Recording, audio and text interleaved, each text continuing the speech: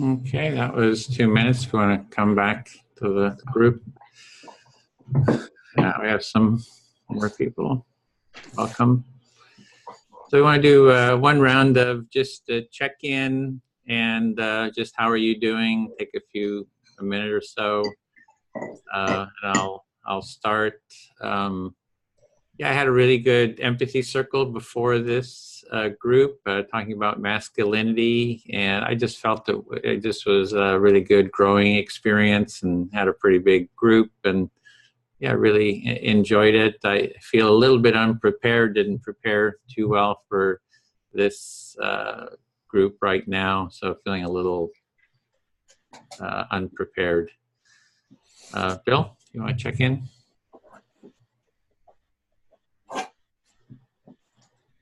Okay. Yeah, I also enjoyed that circle, a great deal. Again, it's nice to meet people with different ideas, and I think I knew this, but what I'm experiencing, that people with other ideas don't necessarily swamp you. As this whole, people talked about, well, some people feel if you display empathy with someone, somehow you kind of abrogate your own, values and things to somebody else. And I'm just here to say it doesn't happen. As a matter of fact, it's a very nice enrichment of what you feel. That's it. Thanks. Alex?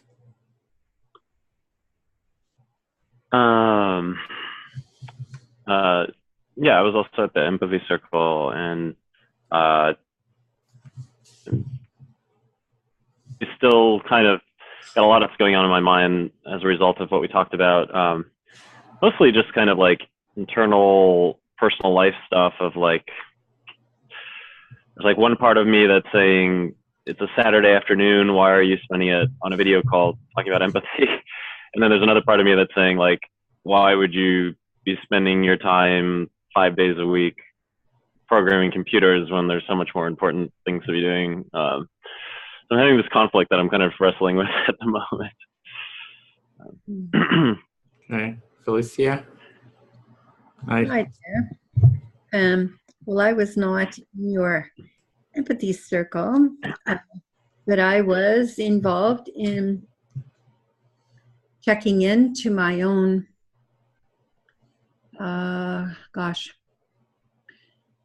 compassion. How can I say this? That there has been conflict in the youthful aspect of our family, and feeling cut off. Teenagers going into their room and locking their rooms and not speaking to anyone. So I just finished watching a video about what it's like to be a teenager in a world that they feel is full of lies and not too much trust going on. And so I just sunk into that, and I had a whole different register of empathy for my youthful friends and my grandchildren and my own children. Popped into all kinds of memories of my own self too, where I experienced exactly the same thing of not feeling encouraged to become an adult at all. Mm-hmm. Okay, thank you. Carolina? Well, I was participating in the empathy circle a half hour ago. But actually, I would like to say in my check-in that I applied to some workshop, intense 5 days training here in Poland about dialogue.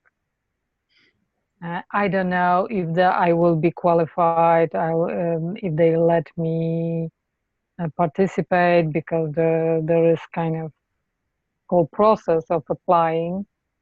But I hope they will let me. I'm very devoted or committed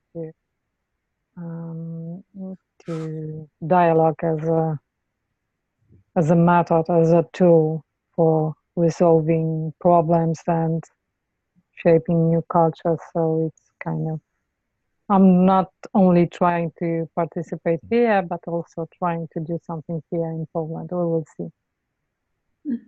Okay, thanks. Susan?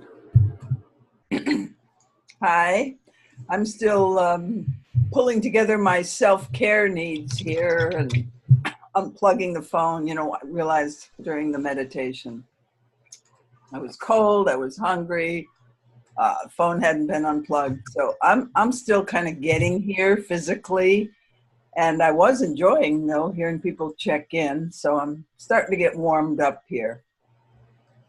Okay, so thanks.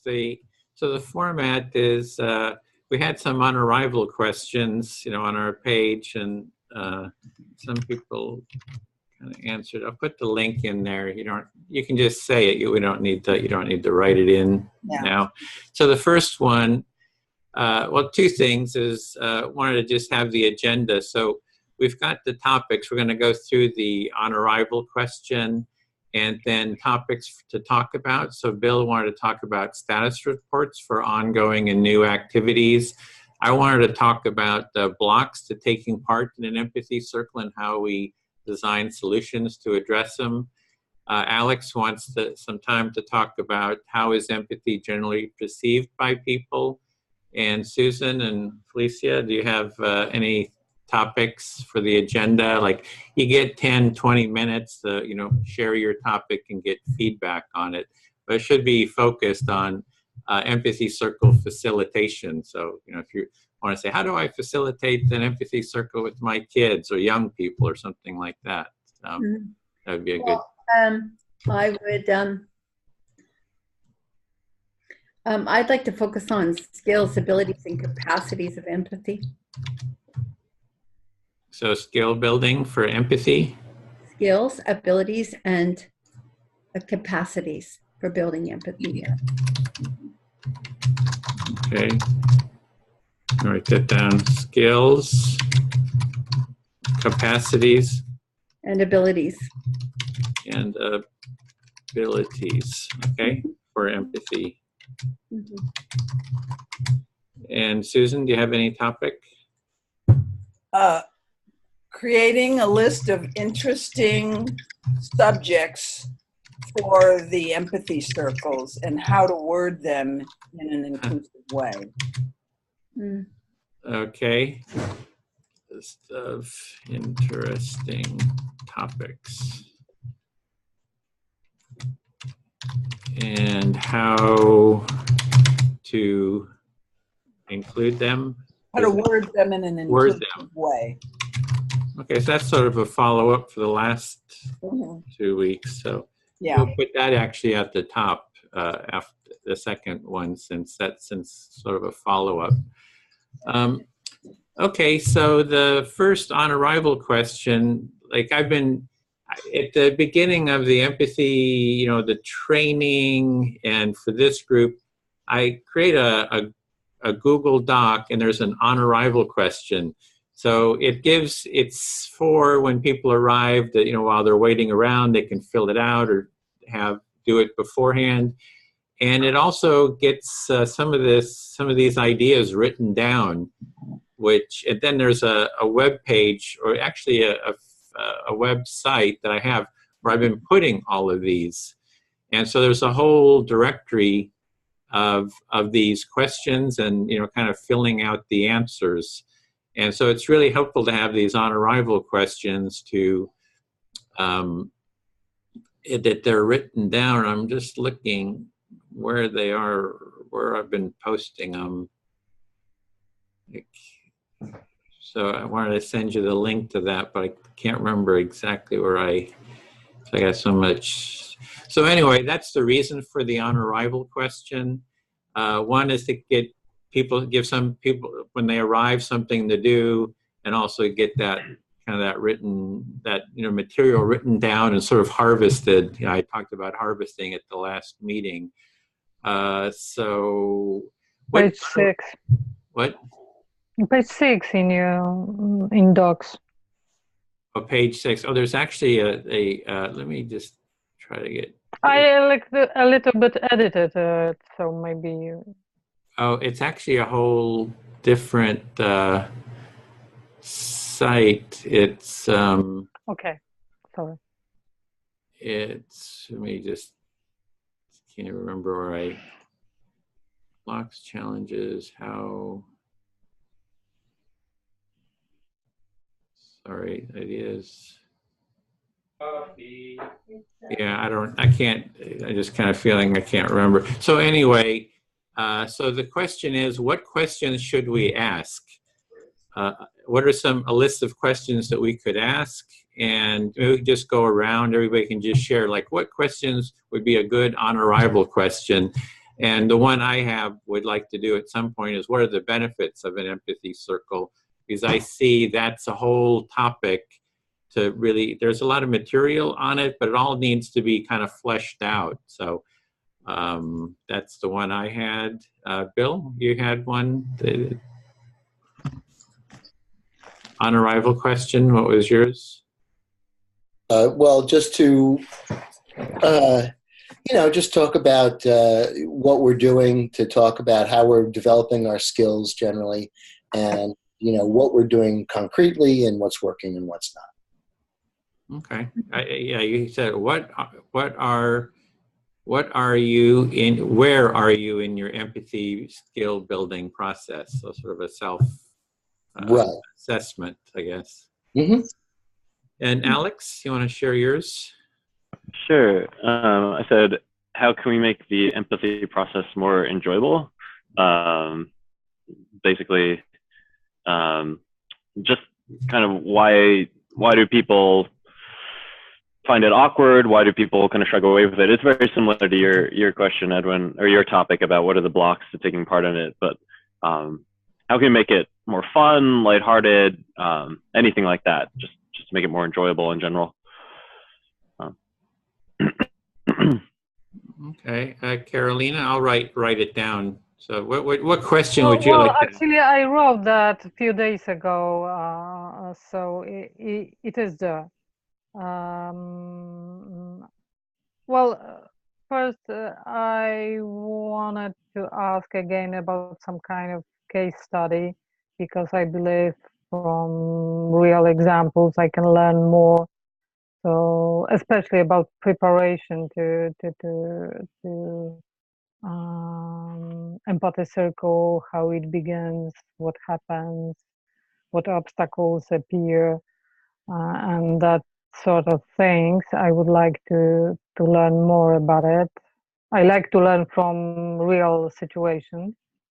Obviously, I still ask about framing topics, and I wrote here already that I feel a little bit suspicious about provocative topics, because we formulate questions and topics only the way that is provocative to the other side, kind of to the right-wing supremacists, and that kind of political leanings.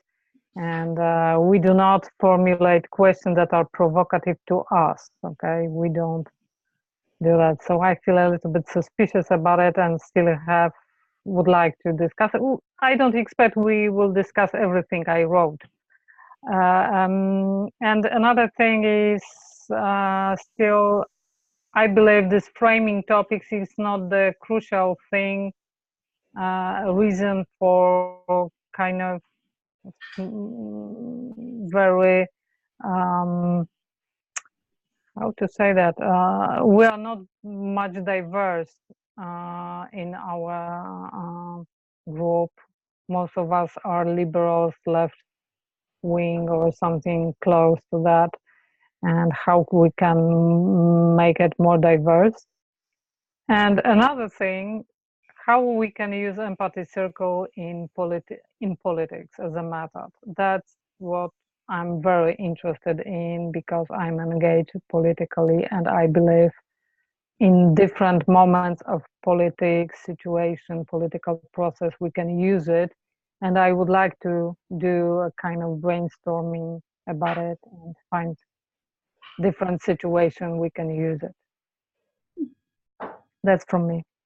Okay, so how is this as a question? List some case studies that you would like to talk about is one, because you're wanting to hear people's case studies and we could talk about those. And then the second one is share some ideas on how we can bring in more diverse people, left and right, Yeah. etc. Okay. So those are Okay. kind of the, Okay. great, thanks. Susan, do you want to, what would be just like a question for on arrival? Like when people arrive, what could be Sure. good for them to work on? A specific boo-boo you made, or a mistake, or a challenge, like kind of like a nightmare situation, not necessarily something you not really necessarily a boo-boo, a nightmare situation and how you handled it. Maybe some good news and some mistakes and how you'd like to redo that if you could do it over. So, yeah, in the nature of case studies, but recent specifics or even long past specifics about something that actually happened, so that I get a better feel for what some people deal with. Do any real challenges come up? Because I know sometimes in groups you get some challenging situations, and I'd like to hear how people deal with those. Okay, so the question is a case study. Share a mistake you made, a nightmare situation, or just some mistakes, and how would you redo it? That's part of it. And then a nightmare situation that you are proud of how you handled it, and maybe the rest of us can learn from it. I've had some of those, but not in empathy circles, So it's not relevant for me to tell mine because I haven't been doing this. Right. Yeah. Okay, great. Got those listed. I know. Handle it. Hey, Felicia, do you have some? Like, what would be a good question for you?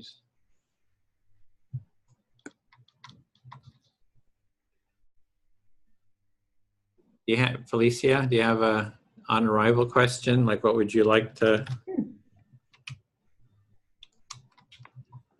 If you're hearing us.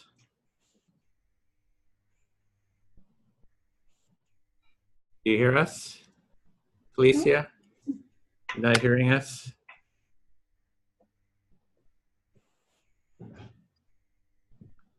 Okay, I guess we'll move on until she gets. I'm here. Oh, there you are! Yay! Putting in the earbuds, huh?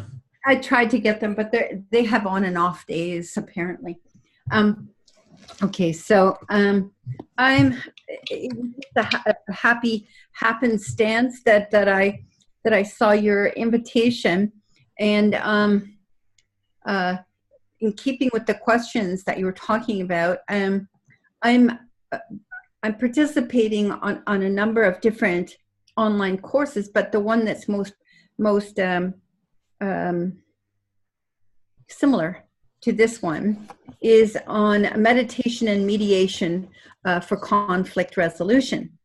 And so that's why I brought up the topic of building skills, abilities, and capacities. And our particular project right now is how do we other in our life? How do we create others out of people? How are we the other? And that's been keeping me going for probably 10 days.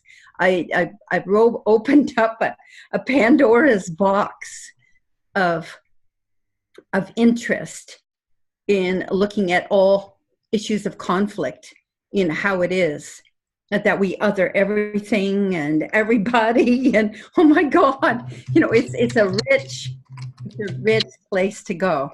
Would it be something like, we wanted it within the context of the empathy circle. So how can we use empathy circles to address conflicts and overcome othering or something like that? Yeah, sure. Mm-hmm.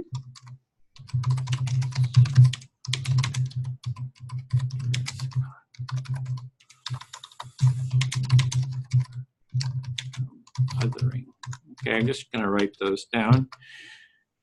So let's see, we have our agendas. Then I think we take about 10, 15 minutes. Susan, do you want to just talk about the topic again? It was actually the first, I think this is like the third week we've sort of been talking about topics, like the framing of topics. So do you want to just kind of just share whatever you want on it? And it's just it'll be open discussion for about 15 minutes on that topic. And you're muted. Oh,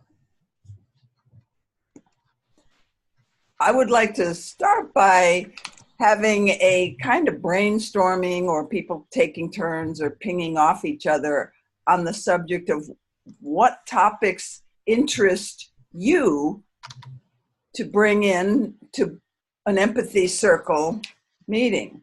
And I want to say where I'm coming from first. I want to be able to attract my friends to this practice, and I'm thinking that a lot of the topics that I've seen so far just might not interest them, and a lot of them didn't interest me that much. Even though the topics kind of interest me, I can't get to, well, how would talking about that be of, I would bring up, how would it even bring up the issue of the real polarization in this country, because that's really that's what causes my heart pain, and perhaps in the world, because I know dictators are on the rise in a lot of countries and all of this stuff. So that's kind of where I'm coming from, is wanting to make it more interesting to me and my little subculture. But I want to start by hearing a little more broadly, what kind of topics interest you guys? And some of the topics that interest me are kind of a little bit esoteric, like universal basic income is one of my big things.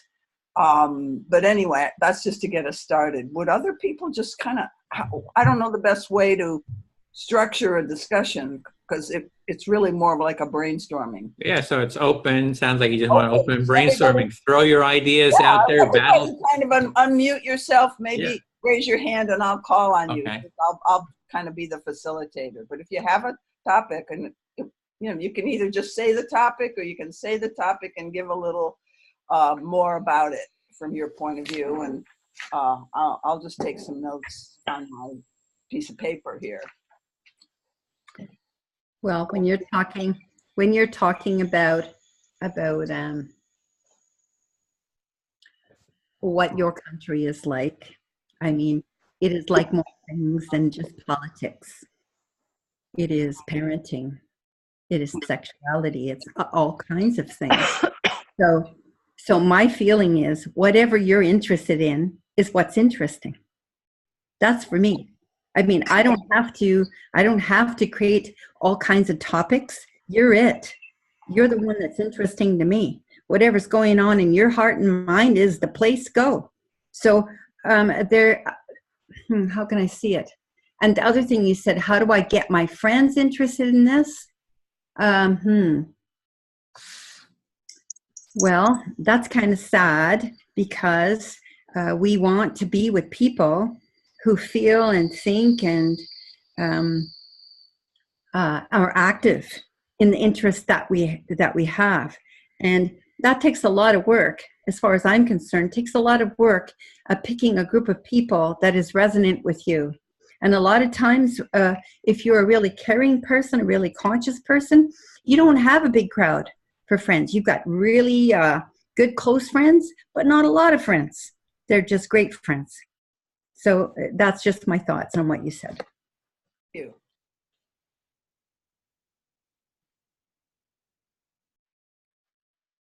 May I? Yes, Carolina. Well, what I'm interested in, actually, Minter, that's the name of Minter Dial,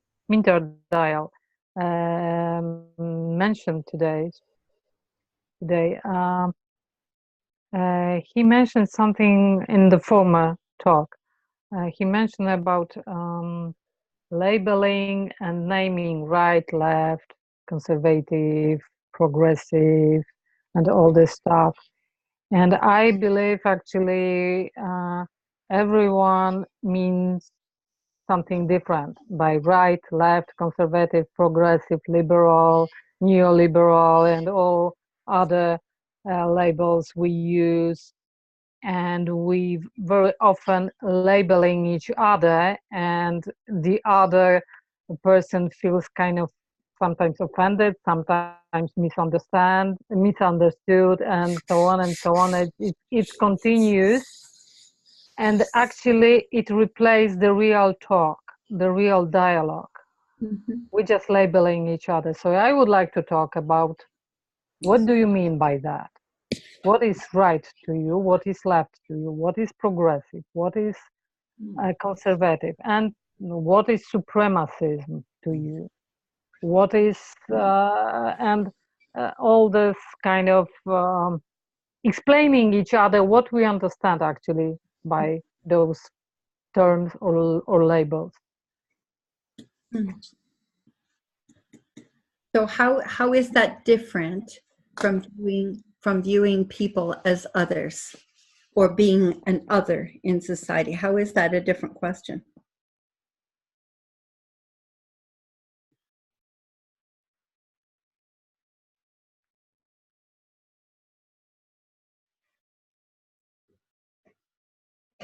Carolina, do you have an answer? I really, it was question to me. I don't understand this question actually.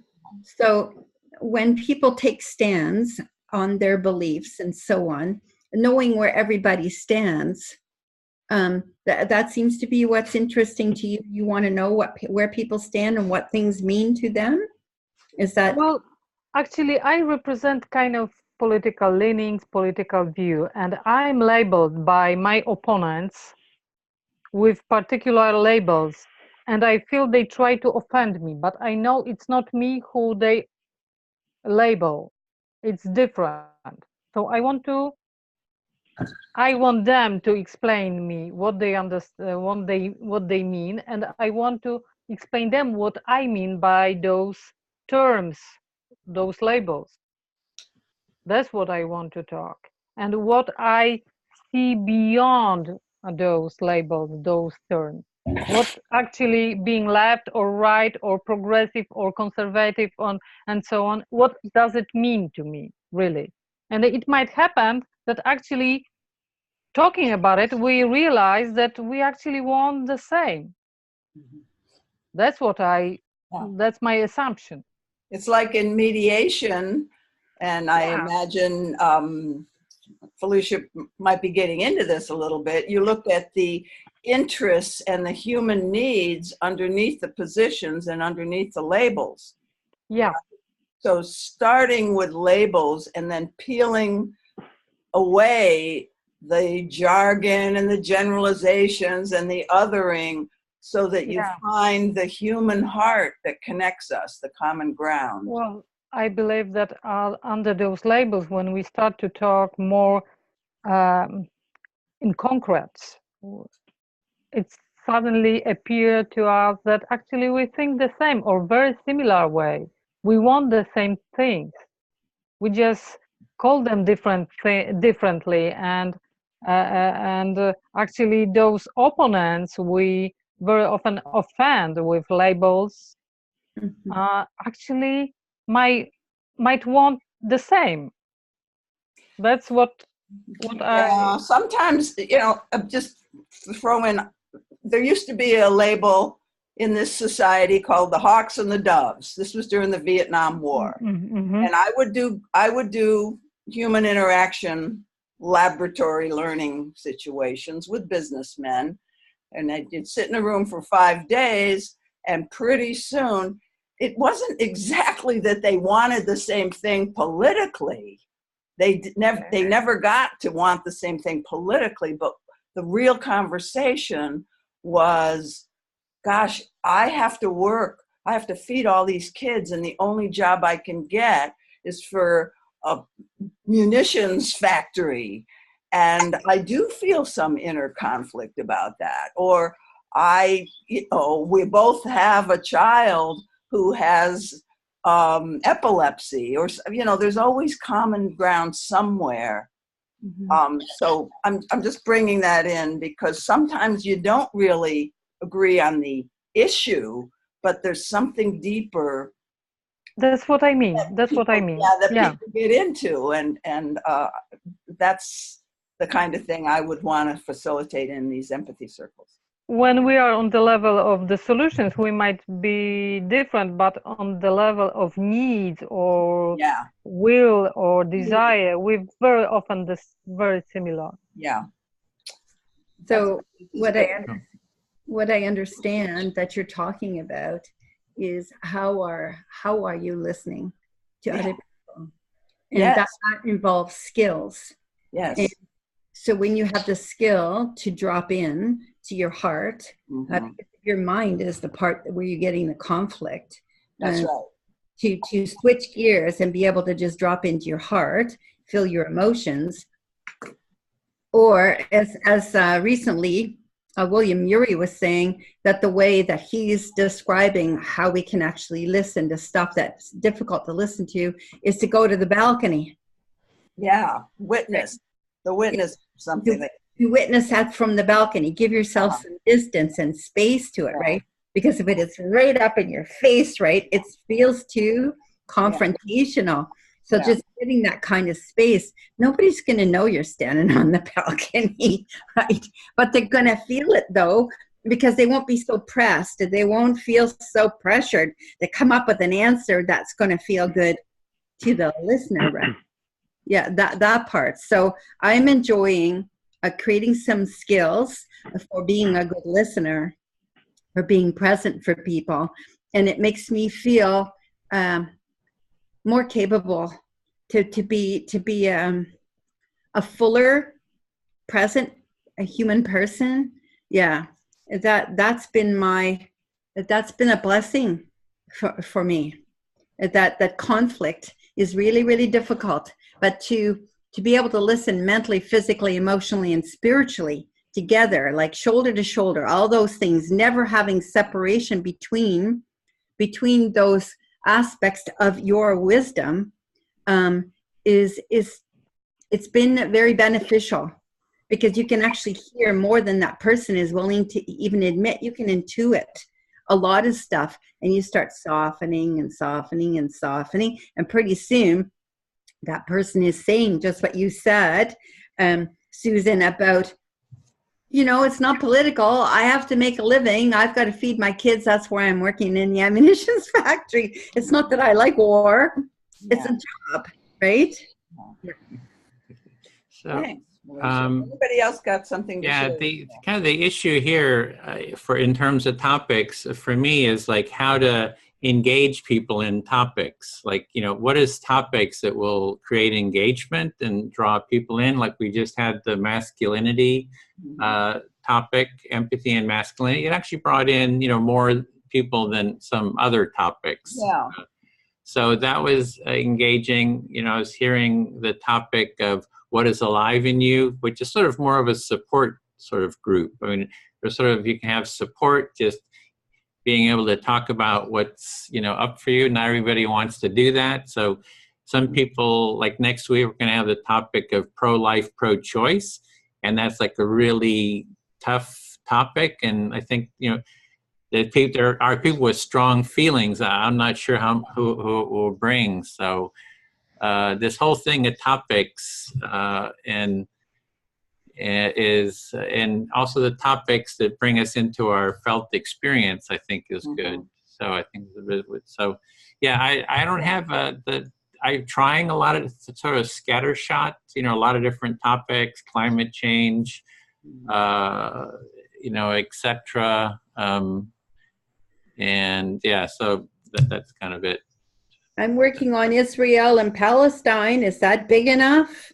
Does that raise some stuff in people? Probably will, I mean, a lot of us in this country care about that very much. Yeah, when you said pro-life, pro-choice, I says to myself, now that's an interesting topic to me.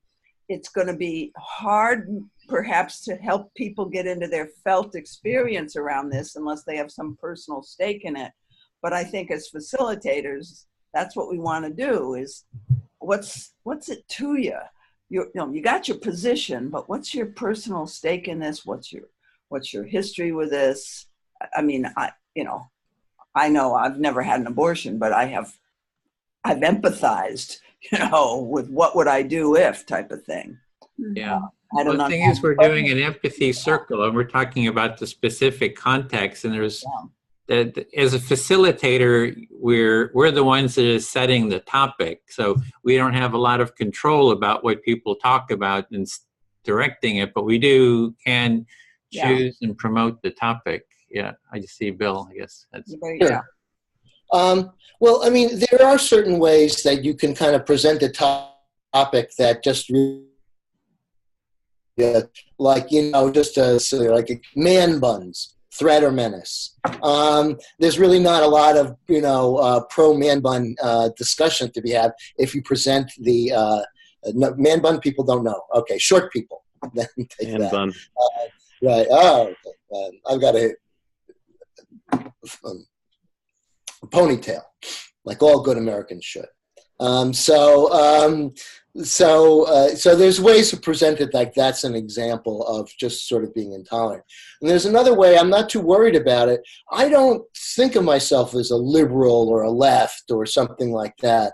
I mean, in my experience with kids, it's like, what's going to help the kid? What's going to help the society? Or what's going to help this? And the only other point that I have to make is I think that people want to come to resolutions. And that doesn't necessarily happen. Like in the last discussion, we didn't necessarily get to a definitive definition of what masculine is or this or that. But what people did is that they could express themselves in safety and respect. And I think that that's part of the things that we should, say. It's not so much the topic, but come to a place and express yourself and be heard in safety and respect, and that sort of thing. And that in itself is a feeling as yet undefined that is very powerful.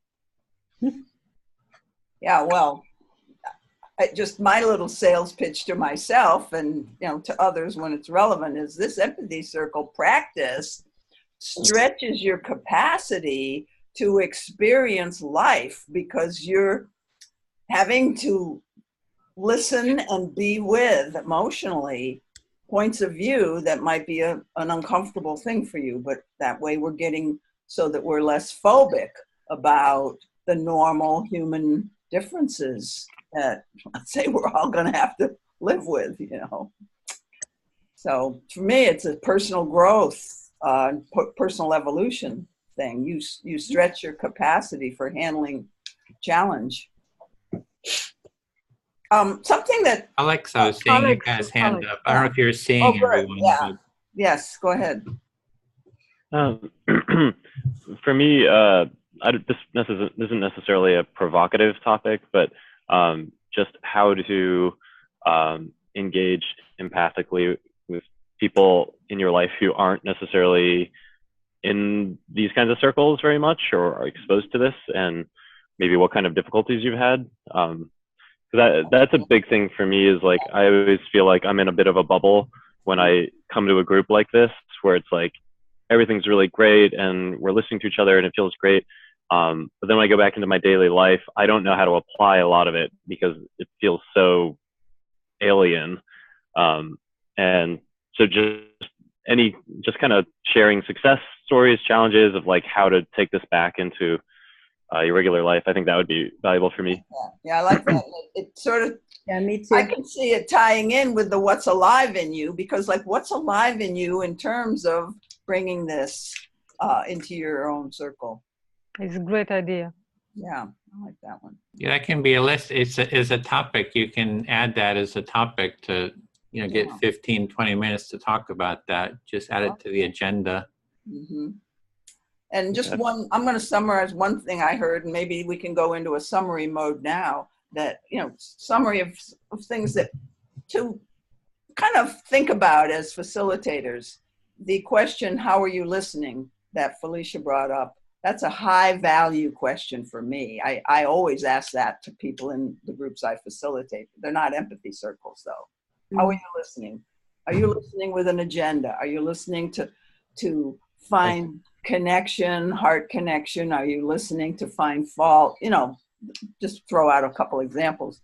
But that could be just a facilitator intervention as a natural part of the empathy circle. I mean, we do what we do, but also suggest to the participants, and I guess I want input on this, but my idea is just to bring up that question for self-awareness. Like, and as we're doing this, notice, or maybe after the fact, toward the end of the empathy circle, let's reflect on how you were listening here. And were you listening different to the people you agreed with, the people who seemed more similar? And is that what you listen for? Do you listen for similarity versus differentness? And of course, this is back to othering again that Felicia brought up. So that's that one value nugget that came out for me. Gosh. Anybody else? Why let's just wrap up my. No, there are two types of topics. We have topics kind of like pro-choice, pro-life. Actually, I believe pro-choice is pro-life. But we have such topics like masculinity, like climate change, and kind of, and we have topics about empathy. Yes. About implying the empathy circle or empathy dialogue into our lives. So it's kind of two categories of topics. Why? Why is it two? I don't have answer to that, and I don't see a problem with it. Because because it's become a habit to me that no topic that I ever speak about do I not speak about it empathetically. And if I can't bring all of me into a topic, doesn't matter what it is, then I cannot even open up my mouth, because if I can't fully be there empathetically, it isn't even a topic for me. I can't actually be there. I'm not there. So there is no division between a topic and who you are. You just put it on and you just step right in. I didn't say that. There's some active listening here. Okay. Felicia, what did you hear Carolina say that I heard Carolina say there's such a thing as topic, and then there's such a thing as empathetic qualities, talking about that as though they're two different things. No, we were talking about topics for our meetings. Yeah. As I understand, and I noticed that there are two types of topics we're talking. Kind of topics about particular things like politics, climate change, and other things, and topics that are focused particularly on empathy and how to execute empathy in our life. So that's what I meant. So Felicia, can you repeat back some of what you heard there? I know what I'm hearing is that there's topics, and then there's discussing empathy, and I'm seeing that there is no difference between either one. It's practicing empathy no matter what topic you're talking about. And if there is a part, I agree with that. I agree with that. We can talk about particular topics with empathy, and we can talk about particularly empathy with empathy. That's what I meant. Okay, let's take a feeling check here in the group. What are different people feeling right now? Anybody willing to express a feeling? I guess it's because what I'm feeling is that you need to bring up interesting topics in order for other people to be attracted to this group. And I kind of feel as though I don't really need to be entertained. There is so much stuff that's happening in each of our lives that is very generative, because all of us live very differently. We all have very different experiences. We were all raised quite differently, and whatever we're going through is that is the most important thing, because people are it. I mean, we're in life. And so we can just bring our experience, like your interest in politics. And if I were going to speak to you about your interest in politics, I'd like to find out who you are politically. I'd like to find out where empathy fits into your life around politics. I'd like to really get to know you as a political person. That's the most interesting thing to me. I don't give a shit about politics. I only care about you being political. That's where it is for me. It's all very personal, because I can get to the larger picture unless I can embrace it personally. Mm-hmm. Well, I'll jump in since you're asking how we feel. I thought it was good that since there was some misunderstanding, to bring in the empathic listening. So I think that's a good. We haven't been doing empathic listening because we're just talking about more free-form subjects. So it is good to, if there's a conflict that anyone says, hey, I would like some empathic listening on this topic, if there's a sense of misunderstanding. So I feel appreciative that there was little conflict, and that you, Susan, called for some empathic listening around that. So did you feel heard? Did you feel heard? Did I feel heard? I think she's talking to Carolina, right? Oh. Did you feel that I addressed you empathetically? Are you talking to Carolina, Felicia? Yes, I am. I said her name. I didn't hear it. Yeah. Did you feel Well, not really. Actually, I felt attacked, Did you? to be honest. Where did you feel attacked? How did it feel when you felt it? I felt, well, it was kind of situation like,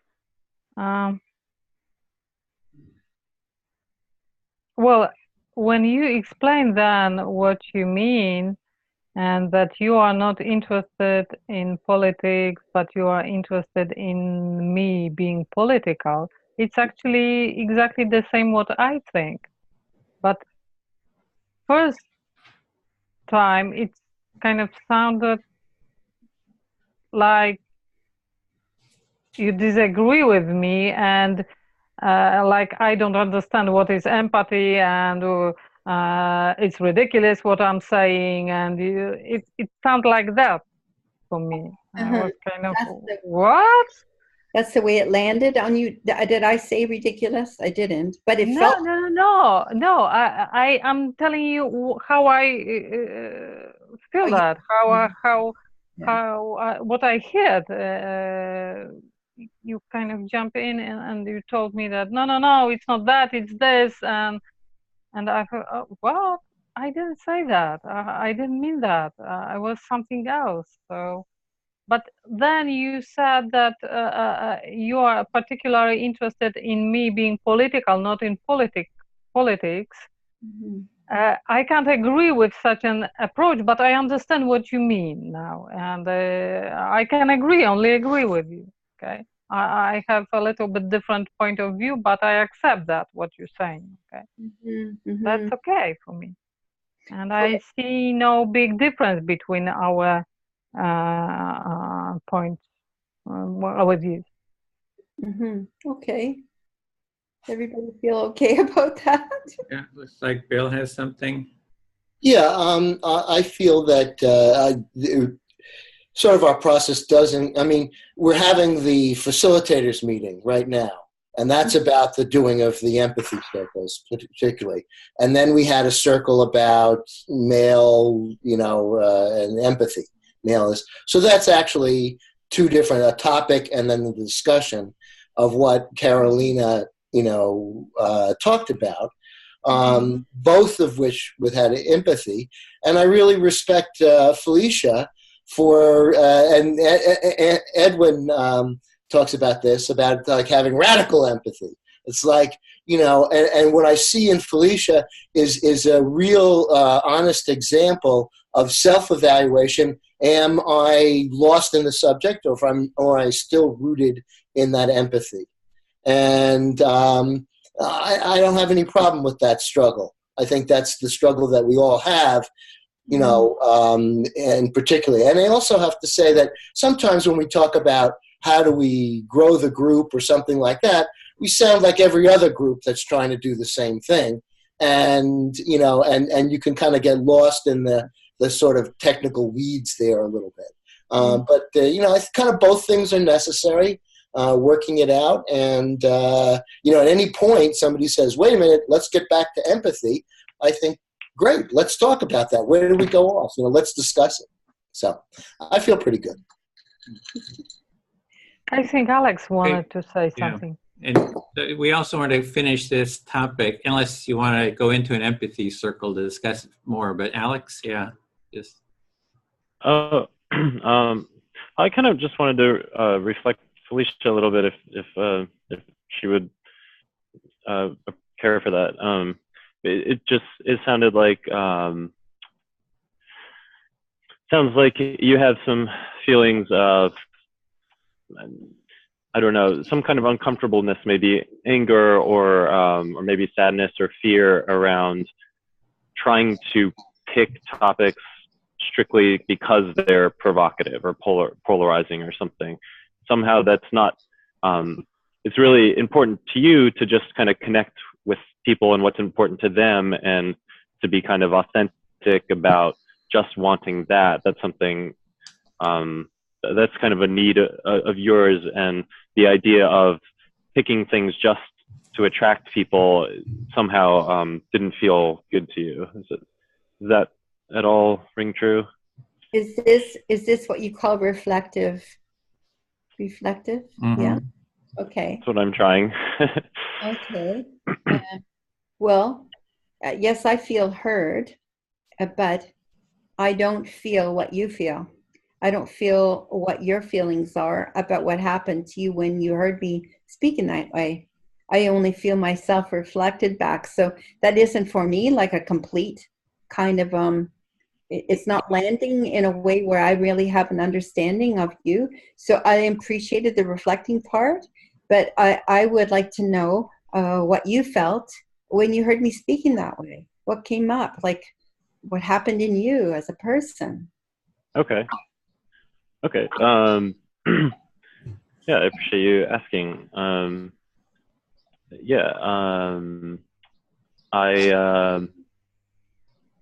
I kind of saw both sides, yours, Felicia, and Carolina, and I felt conflicted because I guess I felt a little scared that there seemed to be some disagreements, and I just felt sort of scared, I guess. But I mean, disagreement's natural, but it's still scary sometimes. And I think I understood Carolina as saying the way that she described it, as there being these two types of topics of things that are specifically about empathy, and then things that are not about empathy, but we're practicing empathy in them. Can I just stop? But I also understand. Mm-hmm. Can I stop you for a second? You're going out of feelings into thinking again. Okay. I'll stick to feelings. Just your feelings. I know that's kind of hard, but. Okay. Yeah. No, thank you for reminding me. So I felt conflicted and torn because I could see both sides, and I empathized with both sides, and I felt compassion for you, Felicia, because I share the need to have an authentic connection and to be talking about things that are important to us. And I do feel a little scared about the idea of selecting topics to be provocative, because that seems to get a little bit away from the idea of authenticity, which is important to me. So I feel a little scared about, yeah. How do you feel that? How do you know that you feel that? That Feel scared? Yeah, like how do you know that topics that are provocative, what does that bring up in you? It brings up fear similar to the fear I described earlier about disagreement between people.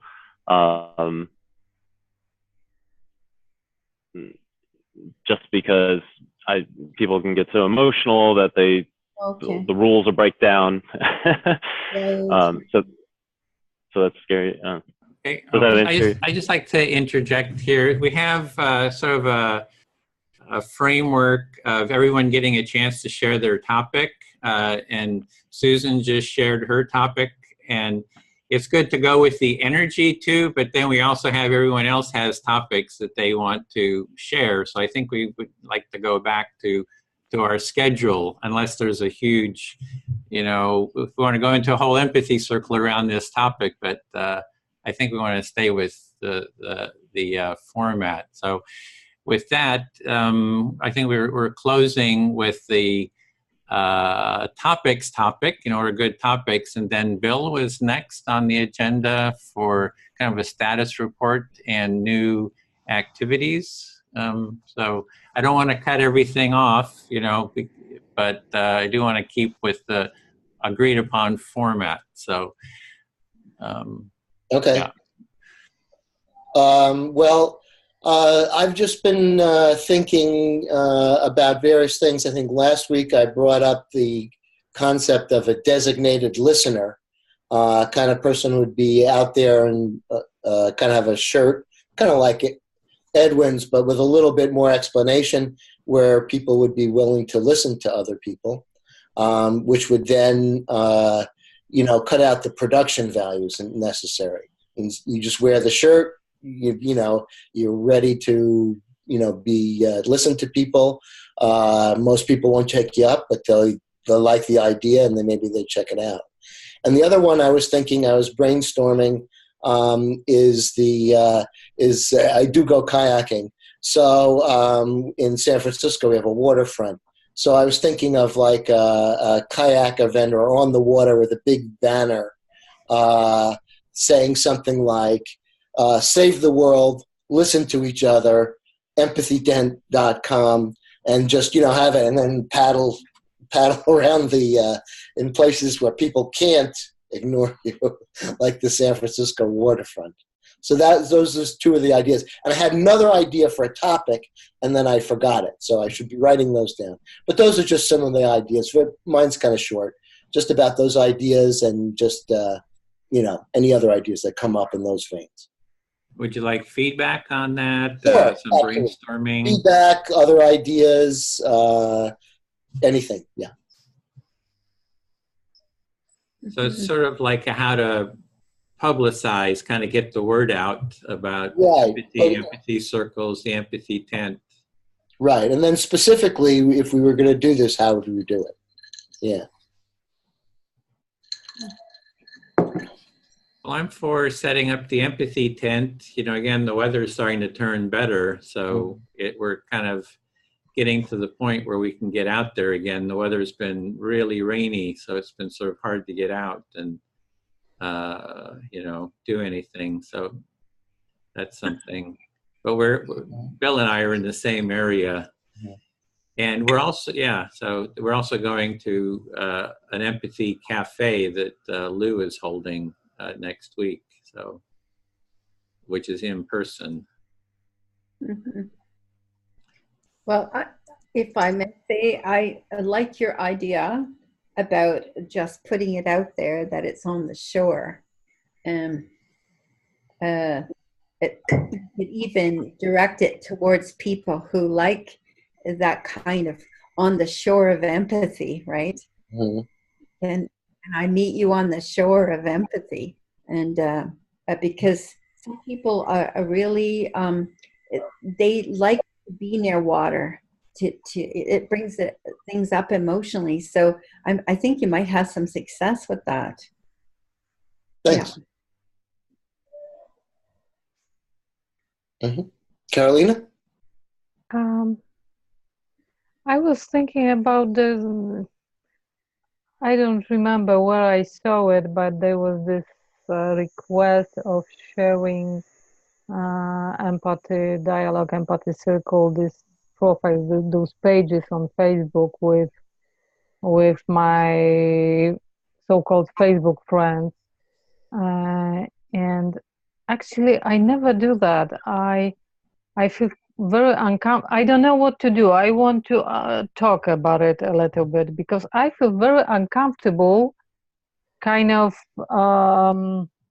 sending to all my friends information, for example, about event. Mm-hmm. I don't feel comfortable with that. It's like, spamming them for the. I know that this is how Facebook works, but I don't know, maybe I'm old school. I don't know. I don't feel comfortable with that. I don't know what to do. I don't know how to do that. How to spread the idea of our meetings, our calls. I actually put some information on some group I am a member because that's what I feel I can do, okay? To put information on a particular group I am a member. But just through Messenger, well, I like that Edwin shares with us information through Messenger because I decided to participate in it. But just calling other friends and hey, there is an event or join us and like the page, go there and like the page or something like. I don't feel comfortable with that. I don't know what to do. Maybe I just should break through this feeling and try it, but I have problem with that. Yeah, well, I responded. I share that. You know, and so that's why I was just sort of thinking of what came to me are things that, you know, I could do where people can take it or leave it. If they come up to you, if you're wearing the shirt, they can come up to you or not, or they can think about it, see it, and then maybe check out the website.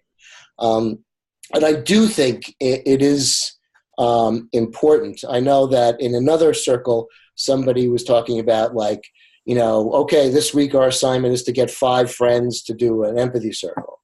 And, you know, I kind of said, sorry, I'm retired. Sort of like, you know, I don't have to do that. And that's the thing. If I were to do that, you know, if people who know me, I believe in the process very dearly, but I would feel inauthentic. So I think that's why we want to, I would like to see various modalities, you know, various modalities. When I am with Edwin is, you know, he feels very good. He goes up to, you know, whoever's there and, you know, the powers that be and stuff like that. And that's in his comfort zone. And I share some of it, but I don't share all of it. And so when I there was one thing where I came early and I tried to pull an Edwin, which was it's not pejorative. You know, it's just that basically I tried to, Edwin likes to get in the center of things. So I tried to, you know, exert a little social pressure to get in the center of things. And it just didn't work, you know. It just didn't work. And that was sort of a learning thing for me. Was that Antifa? Trying to talk to Antifa? No, not Antifa. That was at the Berkeley thing, actually, with the comment where I tried to get us, like, in the center, and they had kind of put herself to the side. Uh-huh. And I was right, because I know what you wanted to be, and I was expressing it. But, like, when I said it, I was an asshole. But when you said it, oh, it's Edwin. It's like, it's okay. We know him. We don't know this other guy. Yeah, so it sounds like there's an issue with sort of promotion, like you're willing to go with a kayak on the ocean front and promote. Carolina feels a bit awkward kind of promoting on Facebook. So how do you sort of feel comfortable sort of promoting an empathy circle message? Right. And I think everybody has a different comfort level with that. Right. And I don't have a specific answer, but I think it's like, you know, keeping to the purity of the message and then giving people various ways that they can express that feels authentic and comfortable to them without being empathy shamed or canceled, as we said last time. I'd like to say that how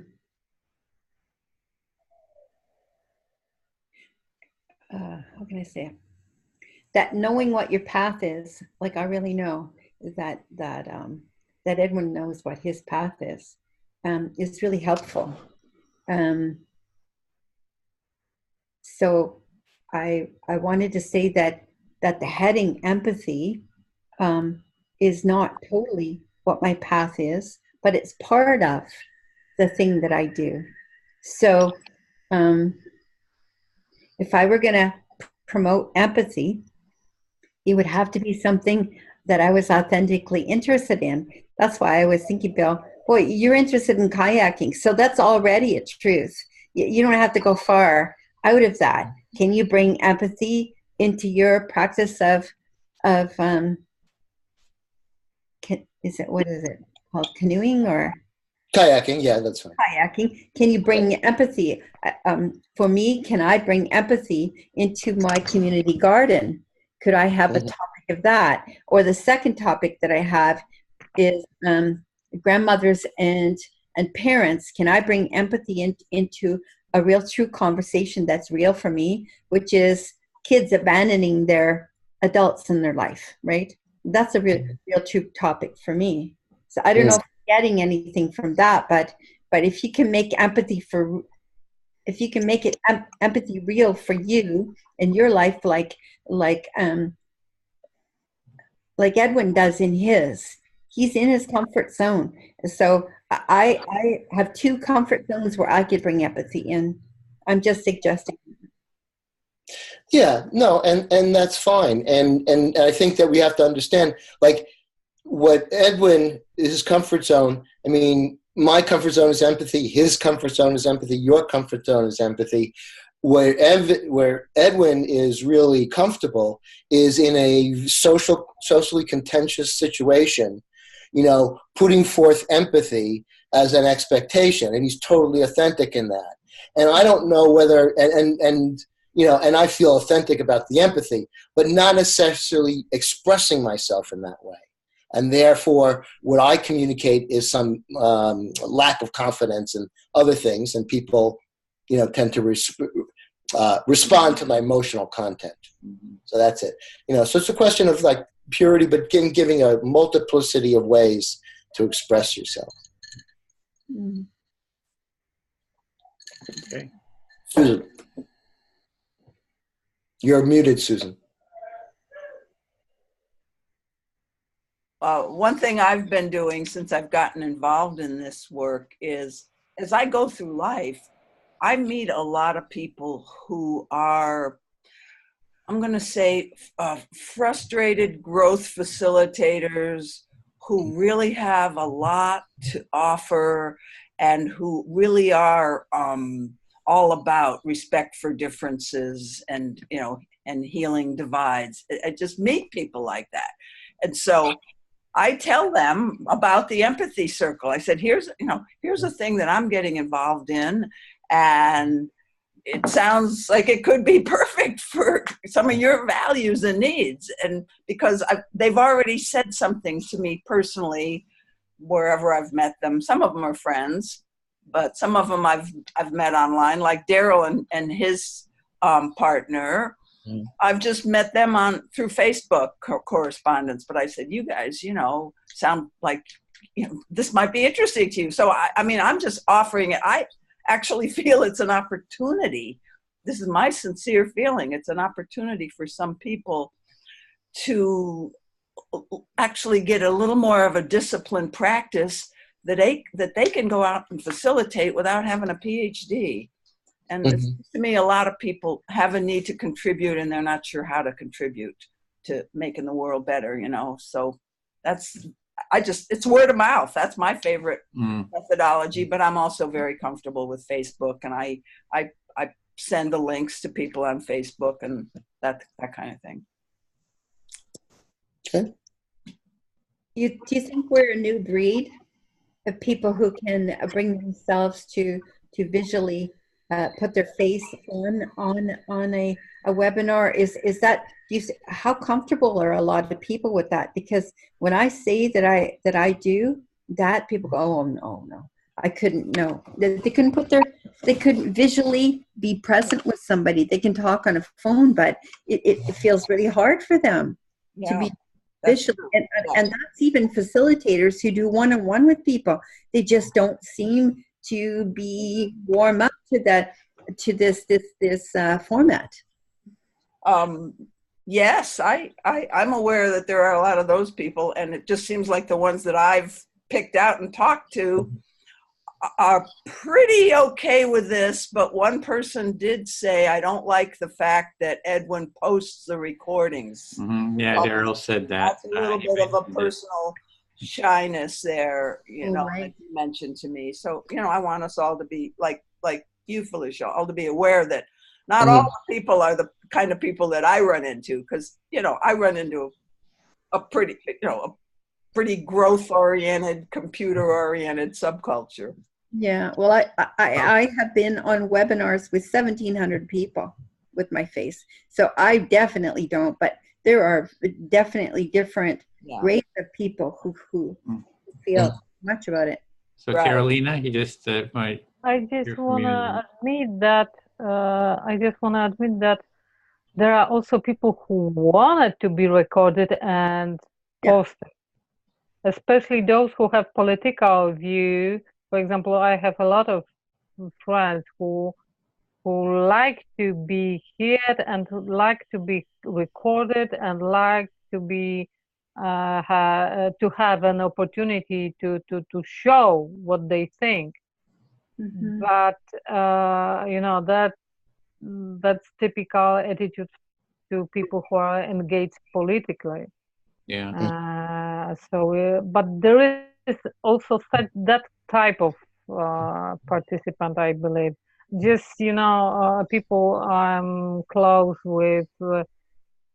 I have problem with changing their mind about I don't know, empathy and dialogue with their opponent. So I still can't find the way to. Well, that's an issue, is that spectrum of the being public and being, closed. And that's a whole nother dynamic in terms. Yeah. I've gone for the being public because for the educational purpose, but anyone can start a circle and do it private too, of course. But just the ones that I'm facilitating are public for the educational component. Actually, I was watching your recording for a year or more, something about that, and obviously I was afraid to participate because of my language skills, that I don't speak English very well, and there was one thing, but I also did an empathy circle with Lou privately first, because I need to try it, and I need, can I manage? How it will be? And he helped me a lot. And after that, I felt much more comfortable. So maybe in terms of designing the empathy circle, you can have public, private, and you can start by watching. So you see, and a lot of people have said, I watched quite a few of them, and then that gave me the courage to take part, as well as have some private ones before you do the public. So have a whole spectrum that people can engage in. And just before we close this section, maybe we could hear from Alex. I haven't heard on this topic your comments on Bill's or this. Sure. I don't know if I have a whole lot to say here. I think the only thing that I had really thought about was when I first heard about the empathy tent, I was very inspired by the idea of it. I love the simplicity, the idea of just going out on the street and setting up tent and listening to people talk. So I've had I think it would be cool to do something like that around where I live, like maybe go down to DC, like the National Mall or something. Wow. I don't know how I would feel about doing it alone. I feel a little intimidated. But I was thinking I could do a smaller scale thing. I could have like an empathy chair or something and just go set, a pair of chairs up in the mall with a sign or something, and just kind of do reflective listening or whatever for anyone who wants to come by and talk, not necessarily during a rally or a protest or anything, but just anybody. That's just something I've Yeah. been thinking. Yeah. Well, that would be really fantastic, because I sort of have this vision of how to move the empathy movement forward. And the one is this empathy circle, what this group is around, that we want to create and really, flesh out the empathy circle as a practice, because it's so easy, replicatable. It just has so many benefits, for the amount of work. You can get into it really fast. Anyone can do it. And I would like to do these empathy, we do them, publicly, but also do them at like the state capitol and say, we want the legislators to have empathy circles with each other. So like a new form of protest, where it's not like, hey, we're really pissed off with you, do what we tell you to do. It's, we want, democracy depends on dialogue and empathy between the participants. And we're demonstrating having empathy circles, camping out on the Capitol lawn, mall, or our state capitol, having empathy circles and saying we want representatives to take part in empathy circles. So I see that as scaling up to the Capitol Mall. So I feel like really excited to know somebody's already in the neighborhood as a connection. So yeah, that would be, I really seriously am imagining setting up on the Capitol Mall and doing empathy circles and, calling on legislators to take part in empathy circles. So, yeah. And just to finish up. Yeah. And I think we need to illustrate and make, vivid the experience that people have, the experience of being respected, the experience of being listened to, whatever, whether it's a private or a public or things like that, and then really, really emphasizing that so that people really get valued for having those experiences. And then, as Carolina, talked as she watched, and then she had a private one with Lou, there are things that people can do, having experienced the same thing, being respected, empathetically in various settings, would then tend to allay fears about doing it in other venues. That's it. Okay. Let's move on to the next topic, if we can. So the next one, we had 20 minutes for that one. So I had a topic, which is the goal of this group is that everyone has the intention or is facilitating an empathy circle. So you should be, working towards that if you haven't already done it. So I wanted to ask, what are your experiences in wanting to hold an empathy circle, and sort of any blocks, and how is your personal, quest to do that kind of moving forward? So yeah, just kind of have that as a topic for the next 20 minutes or so, just to hear from everyone. Because I know everyone's taking part in empathy circles, but how is it going with facilitation? Yeah, Susan? Well, I've never facilitated an empathy circle, but I'd like to be I feel like I'm ready to be like a co-facilitator with somebody, but not on a day where there's going to be like we have this and another thing. So for me, Saturday mornings are good, but if I did a Saturday morning, like with you, Edwin, I would want to skip this meeting, even though I'm finding quite a bit of value out of, you people. I'm getting a lot out of listening to the things that come out of your being. So anyway, I can't sit for 4 hours, but I want to do something. So I'll just go on record saying. Well, if you want to come next week, is the pro-life, pro-choice. I don't know how many we're going to have, but if we have, if we have like 8, we can have 2 circles. We would kind of mix up the pro-choice, pro-life group, and then we have a facilitator in each one. So you could facilitate one of those circles. All right, I'll check. Yeah, I got to be done right at 12:30. Is that? It's at 12. It ends at 12. It's 10 to 12. Okay, no problem. Okay, all right. That'd be great. I'll do that. And so the other thing is to sort of promote that. It's like there we get into the promotion. Like, how do we bring as many people in? Because everyone here can be, a circle. That's kind of like a good practice, is to facilitate one of the sub-circles. there's sort of the empathy cafe facilitator holding the whole space. Then we divide into the groups, and everyone here can facilitate a circle, get experience with it, and become a cafe facilitator, because we have the first circle of the month is the topic climate change, and Jessica is she's the empathy cafe facilitator for that. So you can find a topic you're interested in, take one of those days of the week and have that be that one of those Saturdays, have that be, you can be the facilitator of that. And maybe even if you're really loving the topic, do it, monthly or something like that. So just as some options. Mhm. So how's everyone else doing in terms of your quest for holding some circles, facilitating? Well, Yeah, Carolina? may I? Yep. I was trying to do such a thing a long time before I actually joined your empathy circle. I already knew about it. I already practiced that with Lou. And I was trying to do that here. I met some friends from the party I was kind of connected to, political party here in Poland.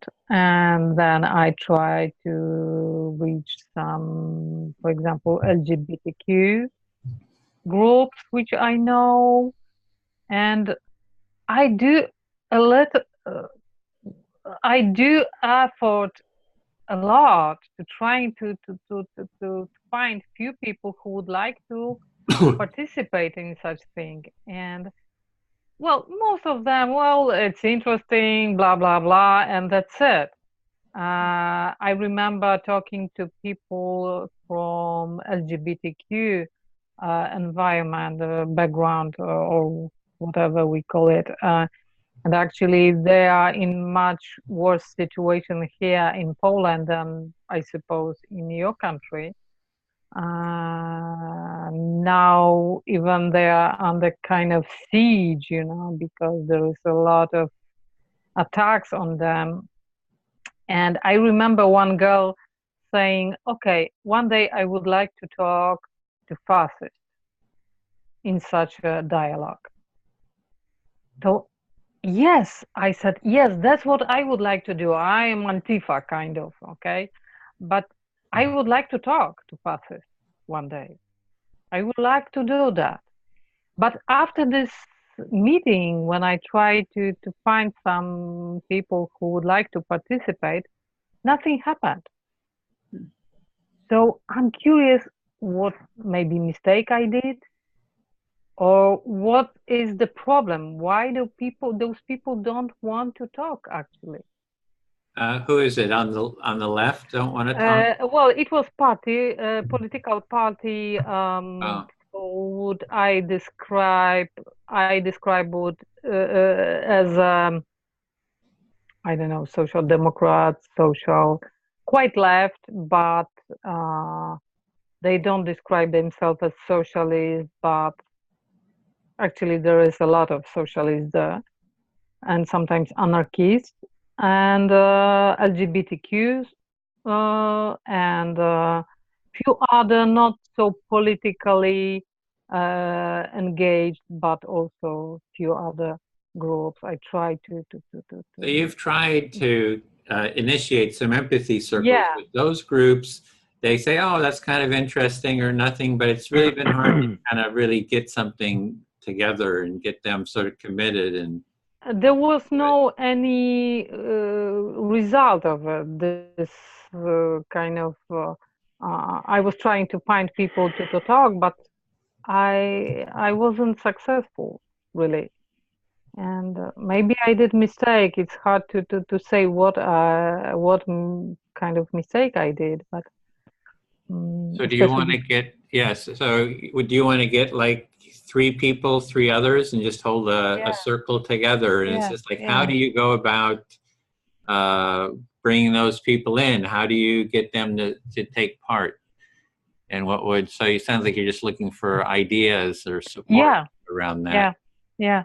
how to do that, because I want to repeat that again almost after a year, and how to do that. Well, it could be that the topic, maybe I'll give you just some ideas, is the topic something that's not threatening, not going for the really extreme, but just maybe sort of a support group, a Okay. chance to talk about maybe like just what's alive for you, what are any struggles. So it's more like a support group, internal with people on the left.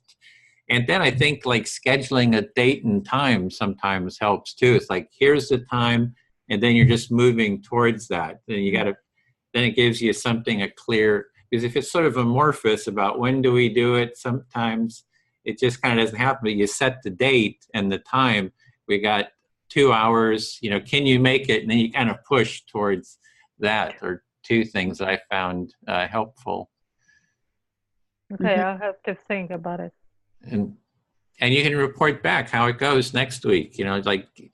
Try it during the week, and this is a place to get support on that experience. To get feedback and to be I'm not heard. sure I can do that next week, actually, because we have a specific time in Poland right now. We have holidays, so it's kind of difficult. But yeah, I definitely have to try. Bill, you're muted. Just quickly, my experience is that, I thought this was a good idea. I had a very similar idea, and I just thought, oh, people love this, and they do, but it takes a long time. So I would just say, for all of us, I think that don't beat ourselves up, because it is very hard to do. It's a long, process. And I think of some of the, African-American churches, somebody said there was something that was very telling to me. He goes, the answer to hate is love. Now, just like water is the answer to putting out a fire. Now, sometimes you don't have enough water to put out the fire, and the fire won't be put out. But it doesn't mean that water is not the answer.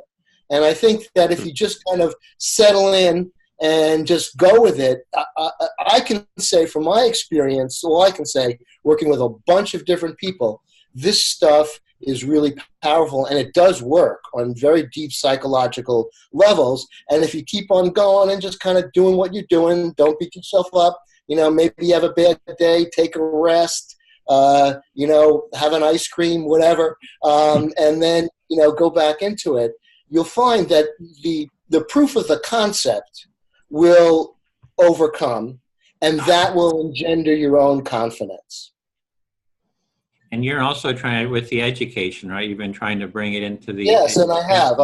I've taken into two. I've done two introductory lessons for special ed kids, and I'm looking into trying to get that in. And my next step there is to see if I can do like a morning circle in the classroom, and I hope to do for like at least 2 weeks. When you do a change, behavioral change, it usually takes about 2 weeks to take effect before you see the difference. And then, so I'd like to do it for 2 weeks or a month, and then record the amount of upsets there are, and hopefully they would be going down. So that's just my thing. Maybe Alex, do you want to share like kind of where you are? Or I can get next to you, Felicia. Sorry.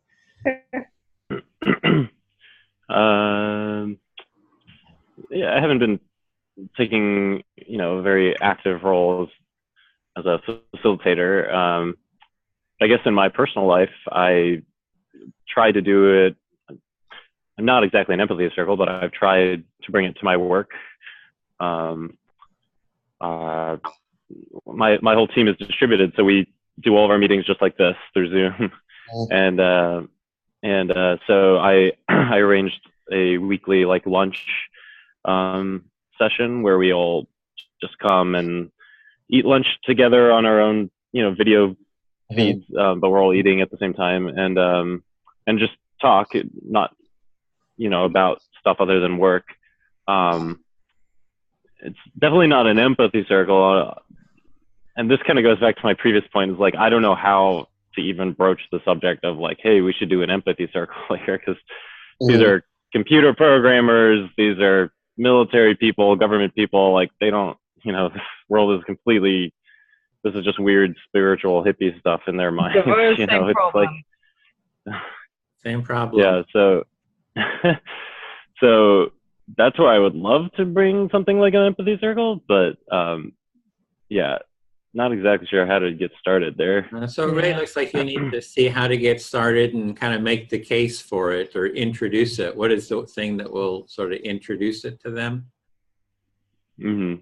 Any thoughts on that? Like how might you introduce it? You know, I'm sorry to for jumping in. I just want to say that it's like people think that empathy is pathetic.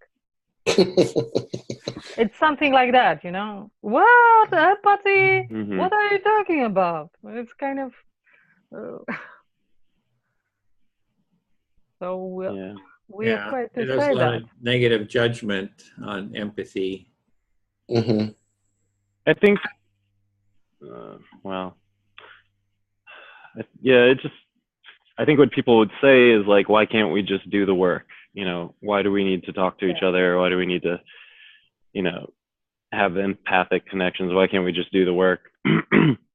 And also, why can't we just form connections naturally by joking and talking like regular humans? Why do we have to have this structured thing where we like repeat each other's words and, you know, only one person speaks for some extended period of time? Like, you know, that's what I imagine the objections would be in general.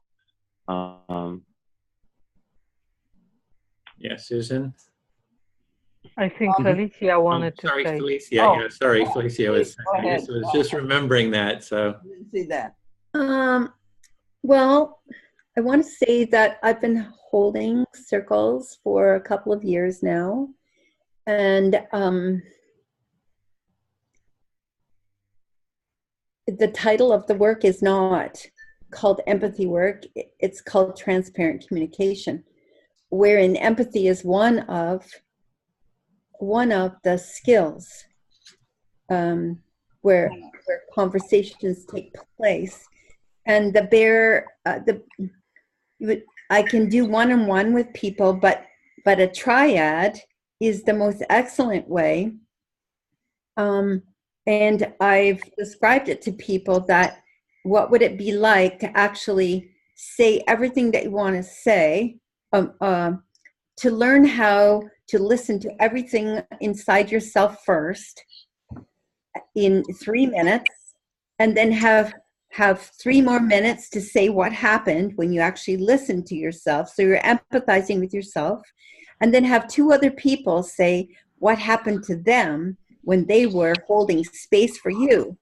So it meant that they got to actually be seen, and that they felt totally witnessed, and that each person that was holding space for them would actually feel stuff inside that would be awakened in them and would say it, and that person that was receiving and going, that's right, there was that color, or that was that feeling, or I did release it out of my spine. Geez, I'm so glad you said that, right?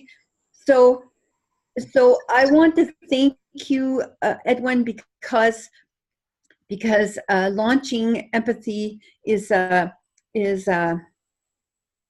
for me a kind of a hard sell, because it is just one of the flavors of knowing who we are, and I want to say that I really appreciate having been witnessed by you.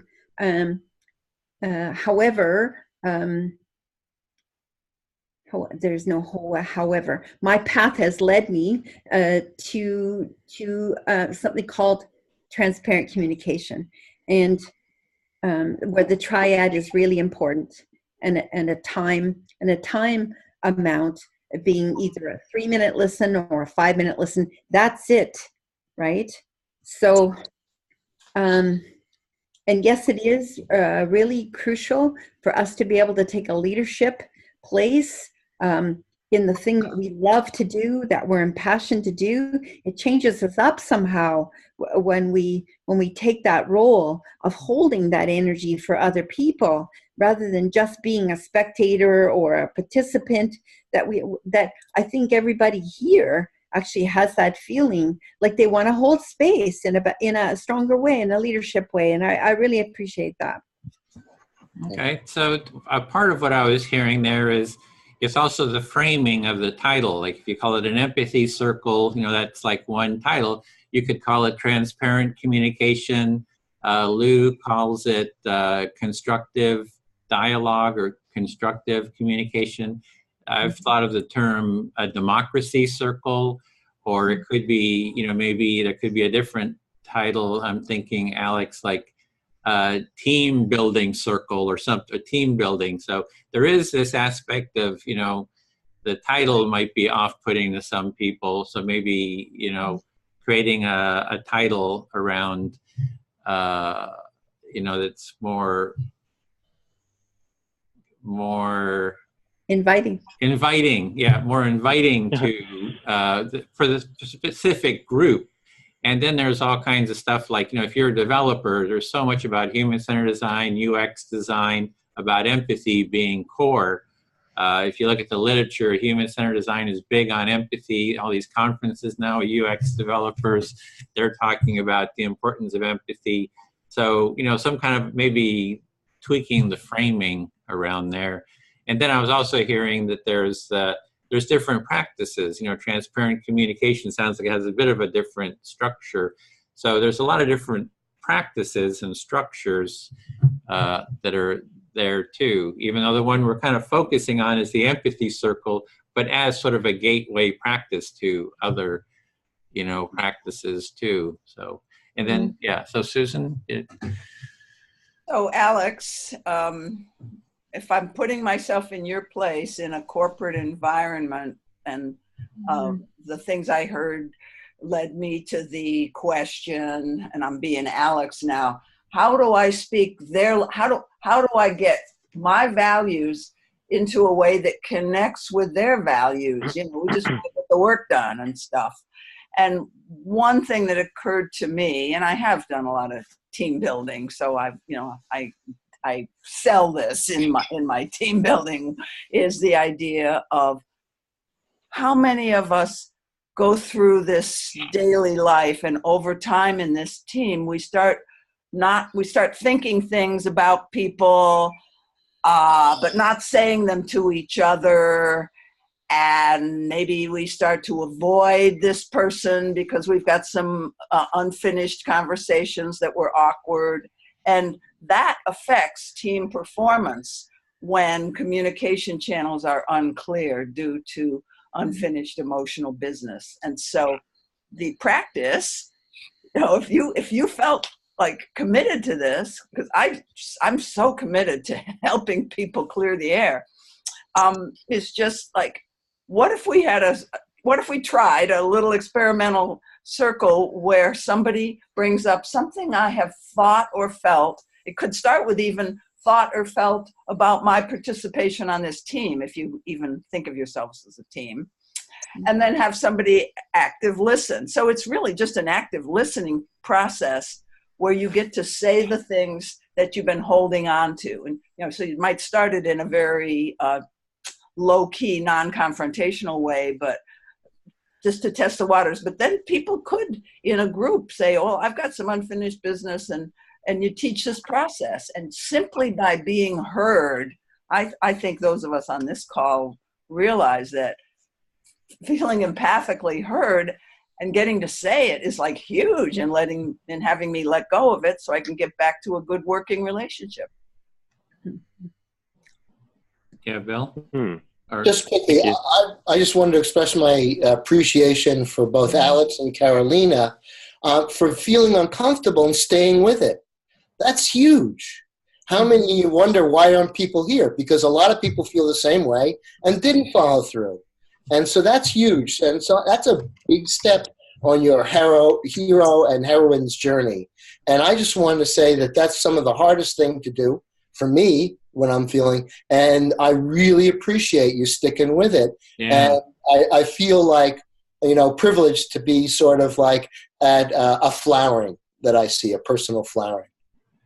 Yeah, it's that part of feeling uncomfortable, like with the empathy circle, with my family who are conservative, and I talked about empathy with them, and it's like I could feel there's a feeling like there's no gateway to bring in the empathy into the discussion. Like, let's have an empathy circle. It's just too foreign to them. And I can feel like a visceral block to this. And it's like, I don't know what to do, how do I break out of this block? And it went on for years, right? It's just what I was doing was really odd to them, until a fight started between two family members. It was my sister-in-law and mother. So they started going at each other in a conflict. And I stepped into it and mediated the conflict with empathy. I listened to one family member, listened to the other, back and forth, got them to then ask them to do empathic listening with each other. And then it turned into a family empathy circle, and it ended really positively. And then at the end, I said, hey, this is empathy. And it was, oh, this is the experience of it. Mm-hmm. And this is pretty good, And it kind of like opened the door for my sister-in-law doing like a 4-hour mediation at another time. And just Sunday, we had another empathy circle, a family empathy circle, and some really intense, kind of stuff. I mean, seething anger was kind of coming out. But like my sister-in-law said, generally I would run away, but in an empathy circle, I'm safe to kind of hear this energy, So it was the thing that broke the ice then, was mediating in real time a real conflict. So that's just, but it so much relates to what you're saying, Bill, that block, that it's just a visceral wall that it just seems like you can't get, it's really hard to get through. Yeah. So I don't know if that. Yeah, I just want to say that it seems to me what Susan and you, Edwin, said, and well, it's not only you too, but that it has to be a particular situation, very specific, very concrete situation, when we have to pick up such a situation, and that probably will pull people into this dialogue, and that might be a real beginning of the empathy dialogue. Yeah. I just have to find the topic, the issue that might trigger the dialogue between people. Well, that's the thing that, what your experience, note your experience and bring it in next week and the week after, and just get some empathy on it. That's what this group is about, is being able to share those, finding the struggle, and be heard about, finding those keys. It's like, right, you're looking for a key. And, it helps. When I did the family empathy circle, it was like really tough. I mean, I was like, it wasn't like, oh, I'm going to do this empathically. I was like terrified. At the core of my body was like icicles. It was like I was scared shitless to step into this conflict. And it was only by having done a lot of the empathy circles that I had a counter feeling of space for empathy. So I had empathy, being able to be empathic, having some tools and processes, and just this terror, at the same time. So it's not all just fun and games. There's all these power structures that we're stepping into.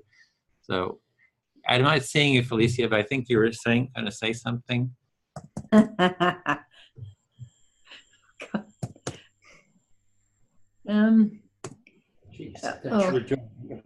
Okay. Oh, everyone, you're taking off. Must go. Blessings to you and your. Bye. Nice to meet you. Bye-bye. Bye. Well, I had something just as a homework for this group. Okay, great. between now and next time we meet, look for opportunities where these conversations with people would naturally kind of meet a need, or look for need. Well, Edward didn't have to look; it showed up in his house or somewhere, or some family house. But like me, if I'm going through, because I sort of always like to network and connect people. So I'm going to be continuing to look for opportunities where I can refer people to this work. And then also look for missed opportunities. If we want to really make it a learning experience for us. If I reflect back on my week, when was an opportunity where I just sort of chickened out, and feel those to each other too. Yeah, those case studies, those experiences. So yeah, if you want to bring that up for the next topic, like a topic to talk about, like what were the opportunities that you had, and where did you chicken out? Where were you successful? Like, what was the actual experience? That'd be great to share next time. So, okay, well, I think we're sort of out of time. Maybe just do a quick wrap up. How was it? I personally, I always get a lot of growth out of this, just hearing everybody's experience. I feel like maybe it could be more systematic or organized. It's fit here and there, but I think that works for me. So maybe just go around. Alex, do you want to how is this circle? Yeah. Yeah, I mean, it was interesting for me. I'm not really a facilitator necessarily, but it's interesting to be here. But I agree, it was sort of, there's some structural issues or whatever, but I thought it was also a good challenge.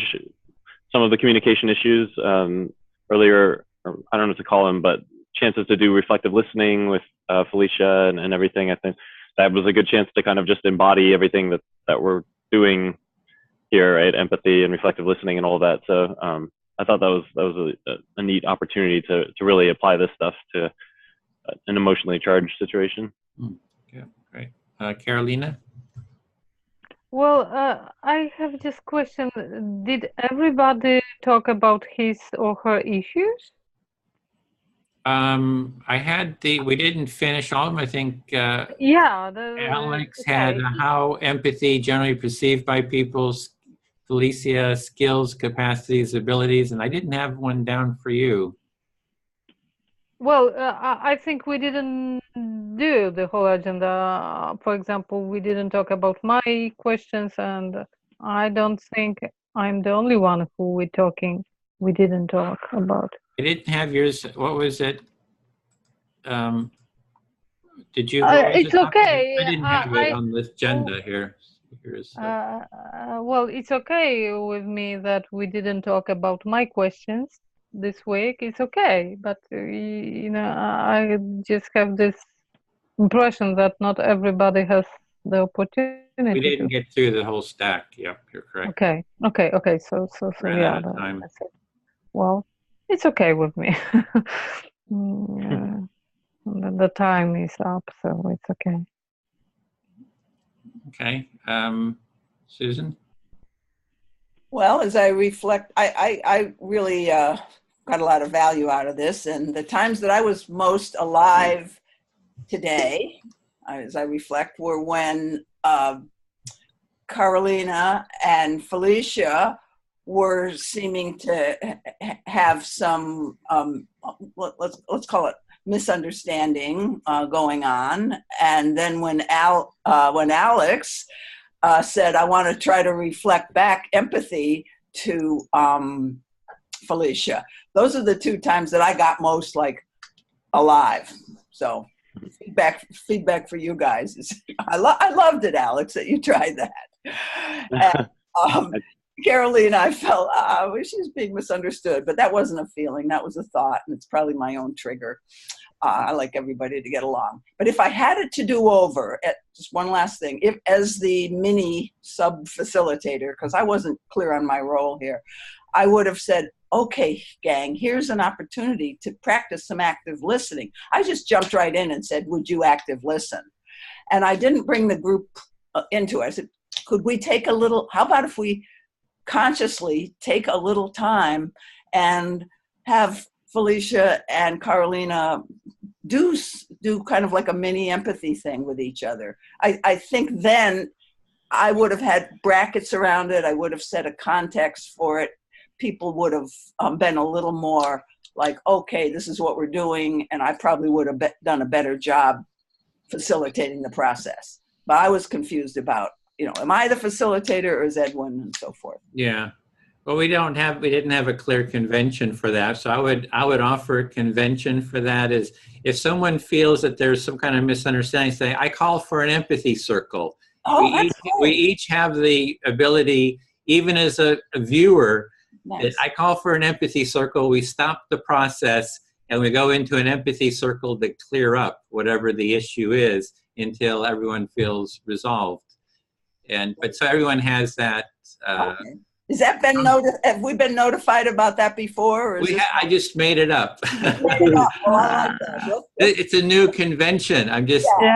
We're developing this group. Good idea. And we're developing conventions and practices, so I can add it to the top of the list as sort of an agreement for the group. So anyone can call for an empathy circle. It stops the process until we move through. So it was energizing too. Yeah. It's a good thing that, yeah. Well, I just want to add that I have tendency, it's kind of habit to analyzing everything and kind of classifying everything. So that's what I'm doing all the time. And that's what I did. But, yeah. Yeah, well, whatever the anybody idea wants to do is fine. Circle is a great idea. Yeah. It's kind of like everyone has a little card and you can throw it into the pile and say, I'm calling for an empathy circle. Stops the process and you go into it. So, okay. And finally, Bill, before we close, you had the last word. 4 hours is a long time, but it's worth just getting to know the people and that. And I feel that in my own personal growth, I'm opening up. I'm kind of like losing fear of the other. I certainly want to be next time to put people whose questions didn't get answered up to the top of the list. I'd be very supportive of that. It's a long thing, but we are, I think, trying to save the world. And I think that people will need to have the skill, whether they attain it through empathy circles or not, but need to have a skill in order to establish consensus in order to deal with the real challenges that we will be facing. And I have a request. Okay. I have a need for help, which is I would love you all to be on next Saturday morning's empathy circle on abortion with Edwin and me. I need support. I want somebody to be if there's a small group, I want somebody else among you to be in my small group. If you can stand being on the web that long. I'm going to be. Yay. Thank you. But I just want to make a little maybe funny observation. I observe that Alex always says, well, I have nothing to say, or I don't know what to say. And then he jumps in something very important. And it happens so many times today. It happened today so many times that it's like a habit. Well, I don't have anything to say, and then he says something very important, or he does something very important, at least to me. Yeah. So, yeah, you actually, Alex, have a lot to say. Yeah, and it brings me into my feelings more too. It kind of comes into a deep when you say something. And thank you for being here. Yeah. Alex. Thank you. Thank you, Carolina.